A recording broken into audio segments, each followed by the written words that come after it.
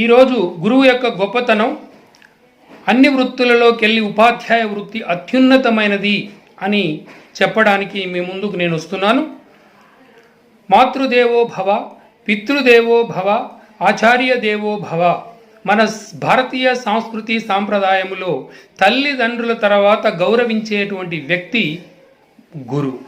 గురు బ్రహ్మ, గురు విష్ణు, గురుదేవో మహేశ్వర, గురు సాక్షాత్ పరబ్రహ్మ, తస్మై శ్రీ గురువే నమః. అంటే బ్రహ్మ, విష్ణు, మహేశ్వరులతో సమానంగా గురువును పోల్చడం జరిగింది. అదేవిధంగా ఆ పరబ్రహ్మతో సమానంగా గురువును పోల్చడం జరిగింది. కబీర్ దాస్ ఏమంటాడంటే, భగవంతుడు గొప్పనా లేకపోతే గురువు గొప్పనా అంటే దేవుని కన్నా గురువే గొప్ప అంటాడు. ఎందుకు అంటే ఆ గురువు ఉన్నాడని నాకు తెలియజేసినటువంటి వారు కూడా గురువే కనుక గురువే గొప్ప అని అంటాడు. కాబట్టి ఈ ప్రపంచంలో ఉన్నటువంటి అనేక వృత్తులలో డాక్టర్లు, ఇంజనీర్లు, లేకపోతే లాయర్లు, అడ్వకేట్స్, అదేవిధంగా ఐఏఎస్లు, ఐపీఎస్లు, ప్రధానమంత్రులు, మంత్రులు, ఎమ్మెల్యేలు, సర్పంచులు, లేకపోతే రాజకీయ నాయకులు, తర్వాత వ్యాపారవేత్తలు, ఇండస్ట్రియలిస్టులు, అనేక వృత్తులు ఉన్నాయి. కానీ ఈ వృత్తులన్నిటి వారిని తయారు చేసేవాడు ఉపాధ్యాయుడే. కనుక దేశం యొక్క చరిత్ర అనేటువంటిది తీర్చిదిద్దగలిగేది తరగతి గదిలో ఉపాధ్యాయుడు. అందుచేత ఉపాధ్యాయుడు పూజ్యనీయుడు, ఉపాధ్యాయుడు అందరికంటే గౌరవించదగినటువంటి వాడు. రాళ్లను రత్నాలుగా మార్చి, శిలలను శిల్పాలుగా మార్చి, అజ్ఞాన తిమిరములో అక్షర దీపాలను వెలిగించి సమాజాన్ని ప్రగతి పదం వైపు నడిపించే శ్రమజీవులు ఆచార్యులు. ఎందరో ఉత్తమోపాధ్యాయులు, అందరికీ శతకోటి అభివందనాలు. తల్లి జన్మనిస్తుంది, తండ్రి నడక నేర్పుతాడు, కానీ ఈ ప్రపంచాన్ని సూచించేదే గురువు. గురువులు 3 రకాలుగా ఉంటారు ఉపాధ్యాయులు. అందులో a good teacher teachers, a best teacher explains, and the best teacher inspires. కాబట్టి ముఖ్యంగా ఉపాధ్యాయ వృత్తిలో మంచి ఉపాధ్యాయునిగా ఉండాలి అంటే అతనికి 10 ముఖ్య లక్షణాలు ఉండాలి. అవి 1 కేరింగ్, 2 కమ్యూనికేటింగ్, 3వది కాన్సన్ట్రేటింగ్, 4వది క్రియేటివిటీ, 5వది ఛాలెంజింగ్, 6వది కరెక్టింగ్, 7వది కనెక్టింగ్, 8వది కన్సిస్టెన్సీ, 9వది కన్ఫ్లిక్ట్ మేనేజ్మెంట్, 10వది క్యారియర్ అడ్వైస్. ఈ 10 లక్షణాలు ఉన్నటువంటి ఉపాధ్యాయుడు ఉత్తమ ఉపాధ్యాయునిగా తీర్చిదిద్దబడుతున్నాడు. ఈ దేశ భవిష్యత్తు అనేటువంటి తరగతి గదిలోనే తీర్చబడుతుంది. ఆ రోజు విద్యార్థుల్లో ఉన్నటువంటి ముఖ్యమైనటువంటి లక్షణాలను వెలికితీసి తీర్చిదిద్దగలిగేవాడు ఉపాధ్యాయుడు. ఆ రోజు పాండవులను ద్రోణాచార్యుని దగ్గర విద్యను అభ్యసించేసినప్పుడు 5గురిలో కూడా ధర్మరాజును అనేటువంటి అతన్ని బల్లెం యుద్ధములో, భీముని గదా యుద్ధములో, అదేవిధంగా అర్జునుని ధనుర్యుద్ధంలో, నకుల సహదేవులను ఖడ్గ ఉద్యములో ప్రావీణ్యులను చేయడం జరిగింది. ఈరోజు కూడా విద్యార్థులను వెలికి తీసి అందులో అతనిలో ఉన్నటువంటి సృజనాత్మకు బయటికి తీసి డాక్టర్లుగా, ఇంజనీర్లుగా, లేకపోతే లాయర్లుగా, లేకపోతే అనేక వృత్తులుగా తీర్చిదిద్దగలిగేవాడు గురువు.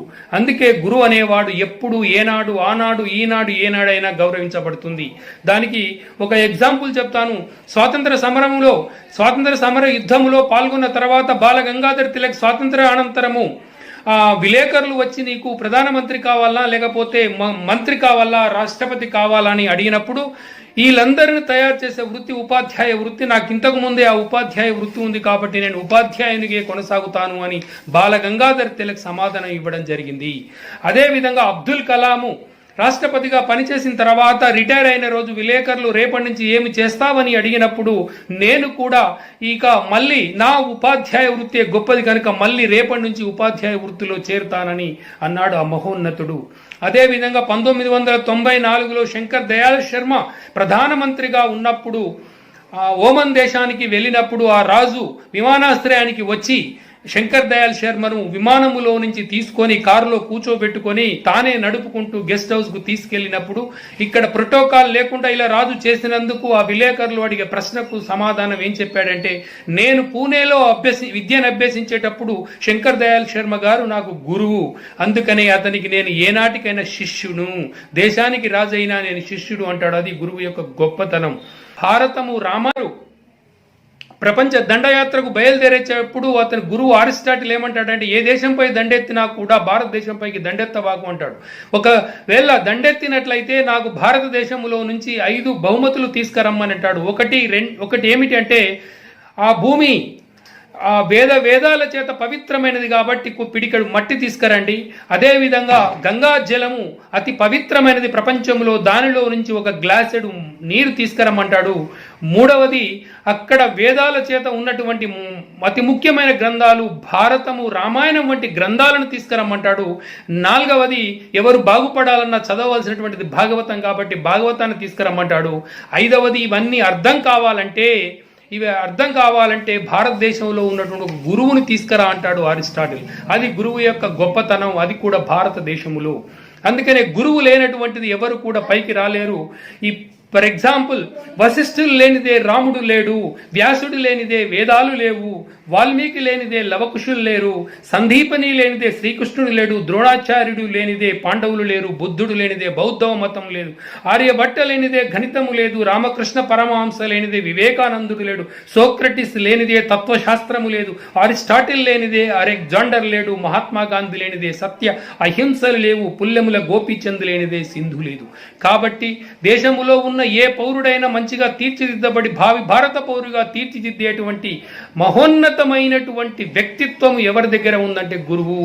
కాబట్టి అన్ని వృత్తులలోకి వెళ్ళి అన్ని వృత్తులను తయారు చేసే వృత్తి ఉపాధ్యాయ వృత్తి. అందుకే గురుదేవ్ భవ.